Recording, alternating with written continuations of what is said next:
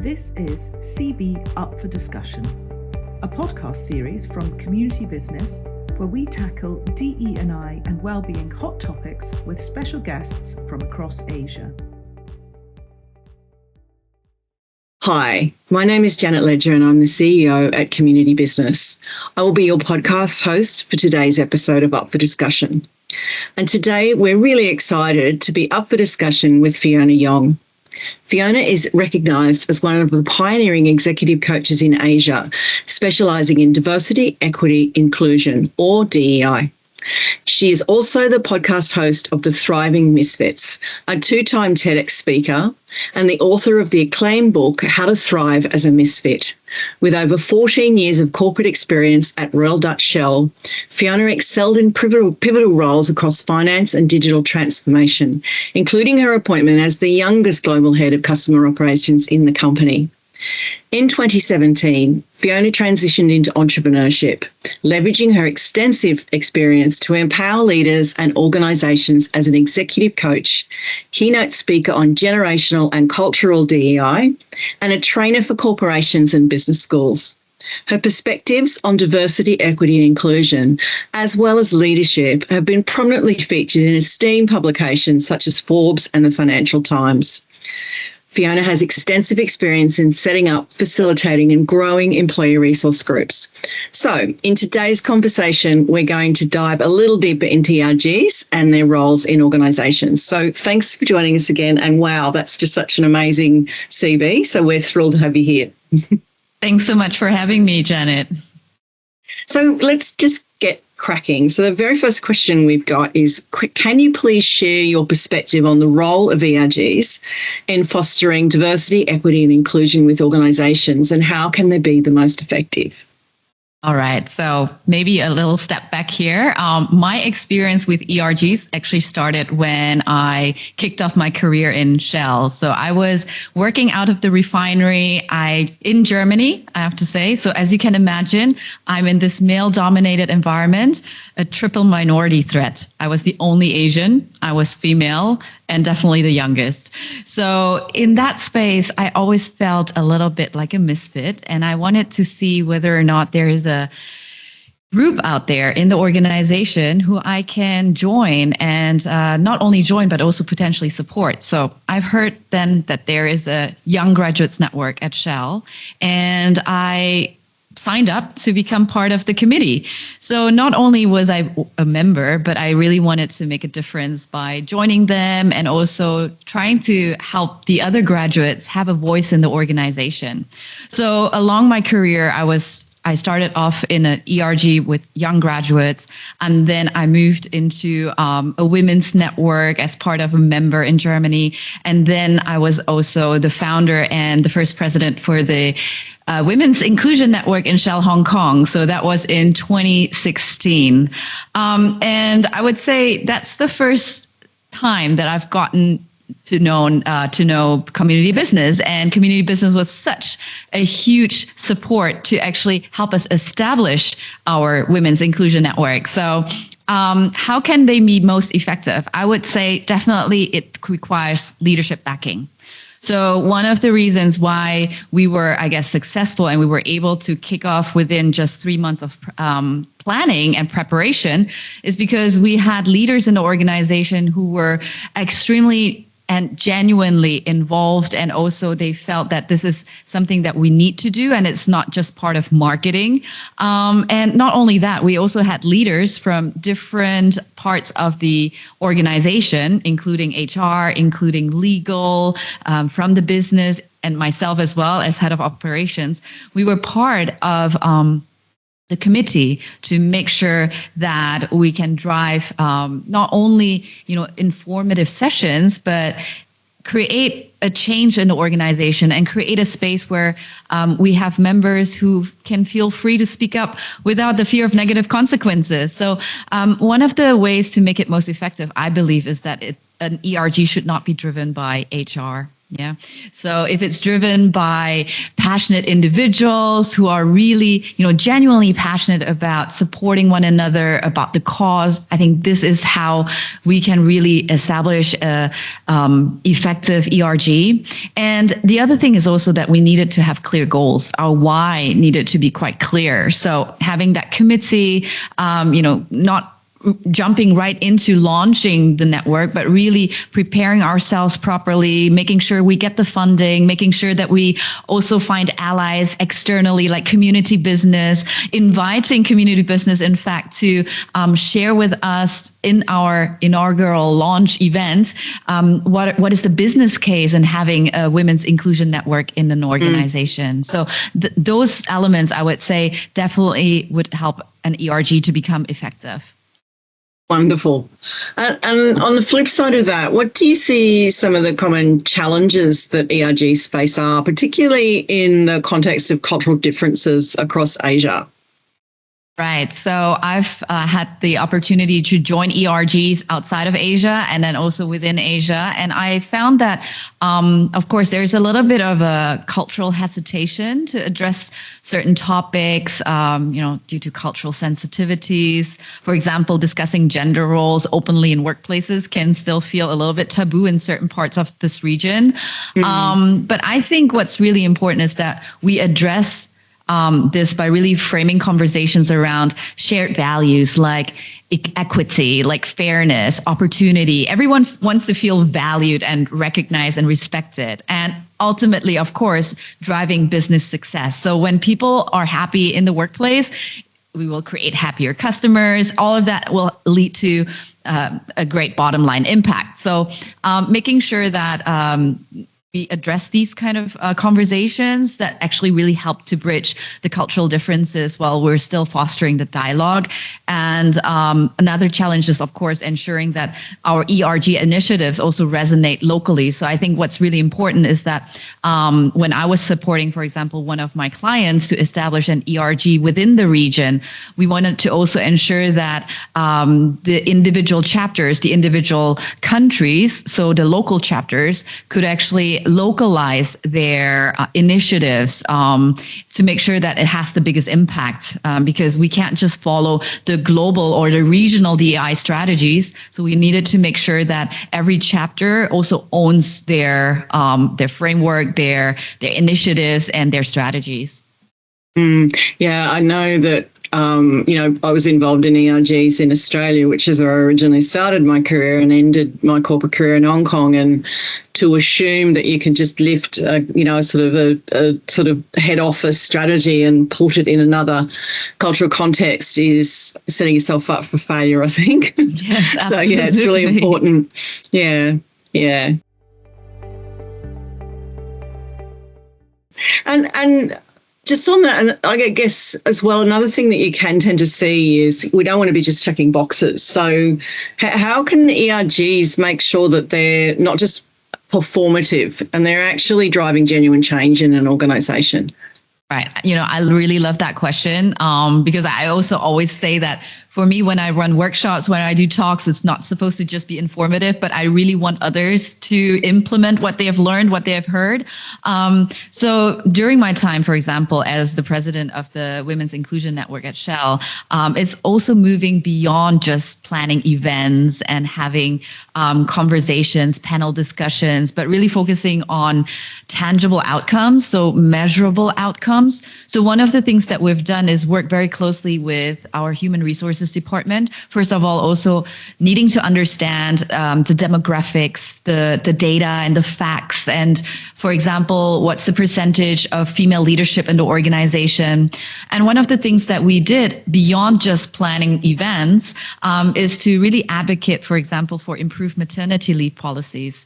So at that time, it was 2016, we only had 10 10 weeks in Hong Kong. And of course, we've already seen in other organizations, like in Apple in Hong Kong, they already, it was 14 weeks. So we kind of like brainstormed and had discussions with that, also with senior management, with HR, and really advocated for improved maternity leave policies, which we were able to later implement as well. So that's definitely one of the key success stories that I'm really proud about. And I think it's also really making sure that we consistently collaborate with senior leaders, with the C-suite to understand, how can we support female representation, especially in management roles. So one of the reasons why we also got HR involved and to get the data in is because there was this perception within my colleagues that they felt we had enough female representation in management roles, but that's just representing those management roles that were visible in the office. Whereas if you look at, organizations like Shell and other matrix organizations, there are global roles that are maybe higher ranked, and typically they were taken up by our male colleagues. So it was really important that we have that data and not just speaking about anecdotes. So having really hard facts to also showcase that to our fellow colleagues so that they also get equally engaged and passionate about our cause. Yeah, because it is easy to sort of statistics can show whatever you need them to, right? So I think it's important, but it's also important to be able to see a healthy pipeline through your organisation with So no, that's so true. So something that's also been starting to emerge, particularly in light of some of the D&I pushback, is a bit of a shift away from labelling affinity groups or ERGs based on identity markers, and be starting to talk a bit more about social mobility from an intersectional lens. And so how do you think this is going to impact individuals as well as organisations with that move away from its sort of, identity markers? Right. The thing is that's a great thought to have. Although I do recognize working with a lot of organizations now, they're quite at the start of this journey. So I think for them, it's about making sure that they get things started. So that's why it's probably a bit easier to use those identity markers to create the ERGs first. But I agree with you. So one of the reasons why in Shell, we actually called ourselves the Women Inclusion Network is because we wanted to get our male colleagues involved as well. And the whole topic around intersectionality, right? I'm super passionate about that because I always call myself a triple minority threat. Although now I can't say, back in the days, maybe like 5-10 years ago, millennials were always being labeled as entitled, lazy, and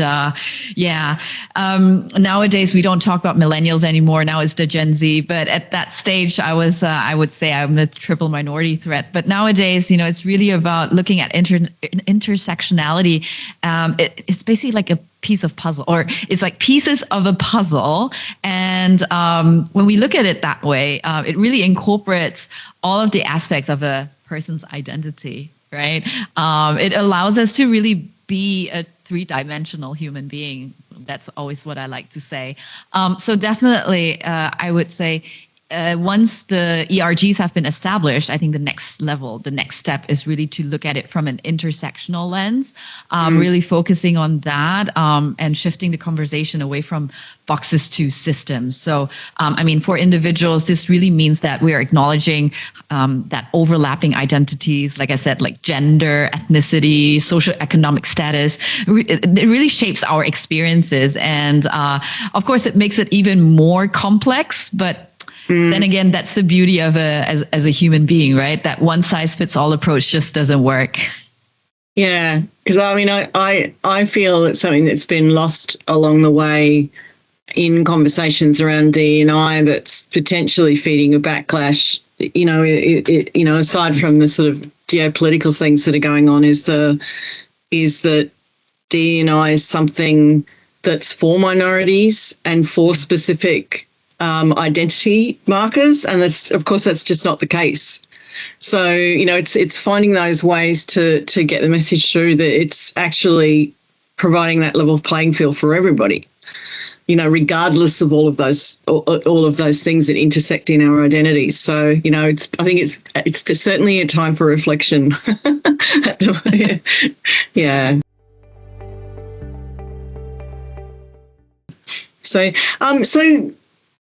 what have you seen work really well for engaging leadership in ERGs? Because you said earlier in the conversation how important it is, and I mean, I'm an absolute firm believer in that if you haven't got, we sort of speak to a lot of companies around where do I start, and it's that sort of healthy balance of top down and bottom up. But if your leaders aren't there, you're really going to struggle. So what have you seen work well for engaging leadership support for ERGs?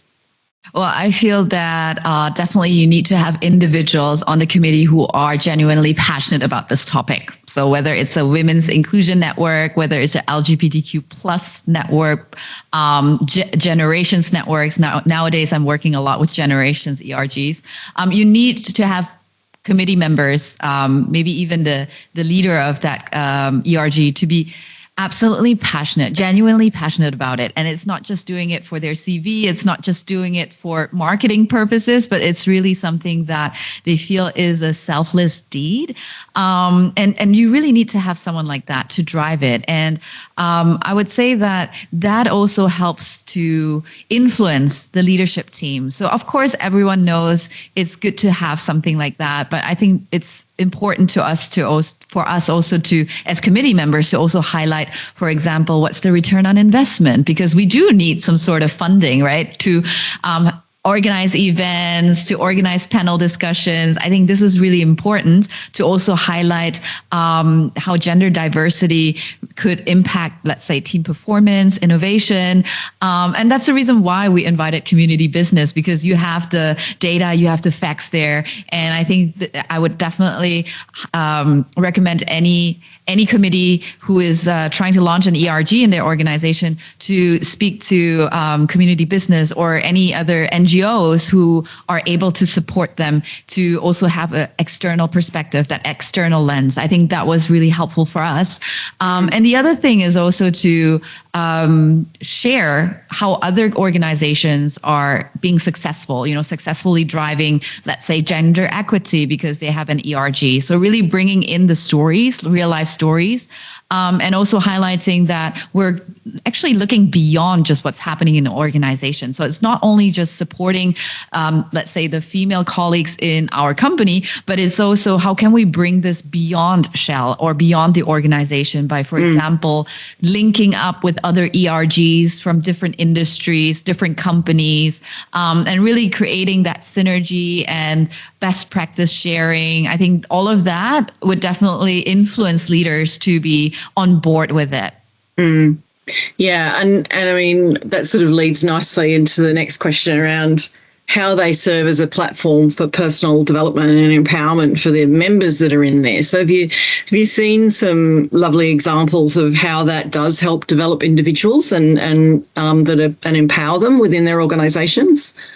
Yeah, I mean, when I work with ERG committee members, they're absolutely passionate about what they're doing. And not only that, they're able to really have that voice on behalf of their colleagues. I think that makes them extremely proud. That polishes up, of course, their storytelling skills, their influencing skills. And I always remember my first role in the committee of the graduates network. I was in my early 20s. I had never had an opportunity to speak to senior management, and our committee, we were able to actually involve senior management, even get their support to launch a separate employee survey, employee engagement survey, just for the next generation, for the millennials. So being able to influence the senior leaders, getting that exposure, right? Of course, we polished up our organizing skills, project management skills, because all of these things, we're doing it as an extracurricular activity, right? So you really need to be passionate about what you're doing. And I think it's also a great way to connect with senior leaders or people who you would never really work with in the workplace, and maybe even gain mentorship. So I'm still connected with senior leaders from my previous organization, and we're we're not only like, I'm not only getting their mentorship, but also they feel that they can equally learn from me as well. So I think that's a great way, a win-win situation for both the ERGs or the committee especially, who are heavily involved. And I must say, it's really selfless what they are all doing, right? Because this is on top of their day-to-day tasks and they're already overloaded usually. Yeah. I mean, I know that's my story. I was involved in a few of the different ERGs, certainly when I was working in Australia. And then when I moved up to Hong Kong, I thought it out because, it was just something that I think the thing is that you can sit back and on the empowerment side of it, you can sit back in an organisation and hope that it changes or complain or anything like that. Like being part of the ERGs is being part of ERGs is part of being part of a solution and not a problem. Yeah, absolutely agree. Yeah, like I sort of I sort of used to get a lot of benefit out of being a part of them. So and just on that, are there any success stories or examples where you've seen an ERG make a significant impact on a workplace culture? Yeah, so I've already mentioned about how we were able, as a Women's Inclusion Network in Shell Hong Kong, to influence policy changes around maternity leaves. But now that I'm also supporting my clients to establish ERGs, what I'm also seeing is that they're able to. So what makes me really proud is that I'm helping a company to establish their first Women's in Business network in APAC. And then not only that, now what we can see is that every single country, the chapters, they are independently going ahead. They're driven. They want to initiate changes. And it's just really, it makes me really proud to see that from inception, that they're now not just following what the regional committee is actually doing, but they're actually going ahead with their own practices, with their own ideas, because as I mentioned, we do really need to localize the initiatives to make it impactful, right? The other thing, what I'm also hearing, for example, from very reputable bank, very prominent bank, they have a Generations ERG. So what I'm hearing is that they have launched mentoring programs, reverse mentoring programs, and they have also seen that their employee engagement surveys have really improved. So people feel that they are working in a company where there is positive culture in place, where people from different walks of life, different identities, they're being respected. So being able to get involved, I think it's a really amazing way to also see, to be the change that you want to see, right? Not just complaining, but really getting involved. So that makes me really happy to hear also from my clients, but now also seeing that the Women's Inclusion Network in Shell is how many years old now? It's 8 years old now. And that really makes me proud after leaving Shell, 8 years ago. So it's really great to be able to leave that legacy behind. So that's definitely also my personal success story. So it's good that you say that, because you mentioned that, because one of the things we see a lot in our work is that you get a very enthusiastic sponsor and some very passionate people within ERGs. And then for whatever reason, just in terms of career change, the leader goes or ERG leaders go and everything just falls in a heap. So why do you think it's stuck in Shell? Because that's it's not always the case. And I mean, I know where I used to work, there were changes in the way they structured, and they probably delocalized and centralized a lot more. And it sort of, I believe, in my humble opinion, that traction was lost outside of the parent, outside of the home country. So why do you think it's stuck? So one of the reasons could also be that you have a committee that set up the ERGs and they are absolutely passionate about it. They have that big picture goal, that dream, and that probably didn't get cascaded down. So when these people move for whatever reason, because their roles have changed, they move outside of the company, or they just couldn't handle that additional workload anymore. So I think that passion needs to be needs to be contagious. So everyone in the committee and even members need to feel empowered that they also have a part to play to drive that ERG. I think this is really about making sure everyone feels accountable and would take ownership beyond just the committee. So the committee, that's the one who would drive, initiate things, launch the ERG, set the foundation, create the initial strategies. But ultimately is also passing on that passion, that baton to the next generation. And I feel that that's really important. And, for me, I'm not only involved in ERGs, I've also been involved in creating communities. So in Hong Kong, for example, I created a community called the Side Hustlers. So supporting individuals who have, a daytime job, but they also have a personal passion, and they launched a side hustle. And it's really creating that space where people feel that they can speak about it because, as you know, in Hong Kong, lots of banks, a lot of people are in finance and banking and not necessarily allowed to have a side hustle. So it's creating that safe space for them. And what's really important is to give everyone an opportunity to, for example, lead a session, right? I think that's really important. Something that I'm now seeing as well now that I've moved to Malaysia. I'm the leader and the founder of a Lean In Circle, but it's not my circle, it's our circle. And I think that's really important. And maybe sometimes it gets stuck in other organizations, that drive or something like that, because that person who has initiated it, who has launched it, has moved on, and maybe that passion has not been passed on, or people didn't feel empowered to also be able to drive it. Yeah, it's very dangerous in leadership. I think, it's once again just my humble opinion, it's dangerous in leadership for so much to be dependent on you. I always feel that you should be able to walk away from something and have it stay intact. Obviously the next people are going to put their flavour on things, but it's important that people sort of own and feel, like you say, empowered. So and that they've actually got the autonomy to be able to make decisions for themselves and own what it is that you're doing. So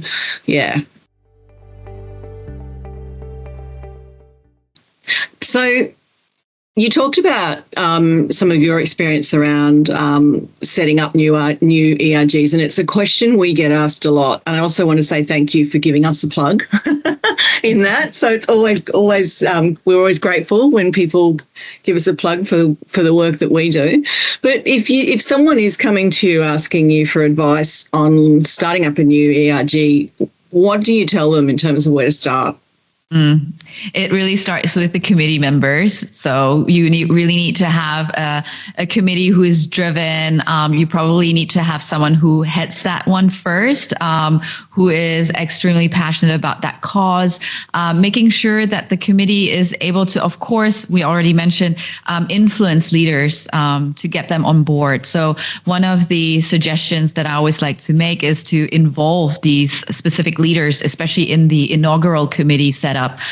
Getting them involved, getting them to be hands-on as well. And then together really sit down to start with why, really defining the purpose, having that clear purpose of the ERG. Why does it exist? What is the aim that you're actually trying to achieve? And the other thing, apart from having support from the leaders, but also engaging other allies. So perhaps as a women's inclusion network, you might want to involve male allies from the start. So in our committee, we actually had 2 male colleagues to also share their input, because again, we didn't want to just be the women's network. We want to be an inclusive network where everyone has a voice. So getting allies involved from the start. And I think it's also about recognizing the small wins, whether it's running a successful event where we get really positive feedback afterwards, or even like a really big win, like a policy change, right? So celebrating every small wins, making people and especially the committee members feel proud that they're able to create that impact. And it's actually something beyond their job scope. And this is something that I hope that they will be proud about. And it's also where leaders, so the managers of these committee members, should also acknowledge that, right? In, for example, performance reviews. I always made sure that, for example, my committee members, I would write a feedback, especially during year-end appraisal for their managers, because I see all the hard work that they're putting in, apart from, doing their day-to-day job, but they're actually super involved in, extracurricular activities. So I think this really needs to be highlighted also to the managers of these committee members, for them to acknowledge the additional task or the additional commitment that they're taking on. So I think this is extremely important. And again, really the leadership support is crucial.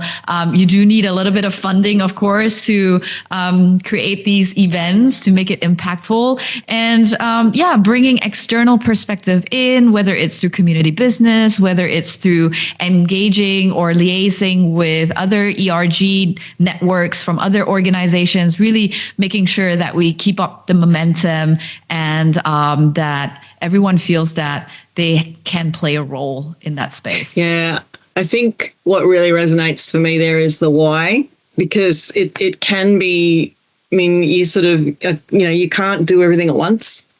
So, I think really digging into the why they want to do it and what sorts of outcomes they're expecting to see from that. And, that could be improvement in certain data, improvement in employee engagement, but knowing that it's so important, isn't it?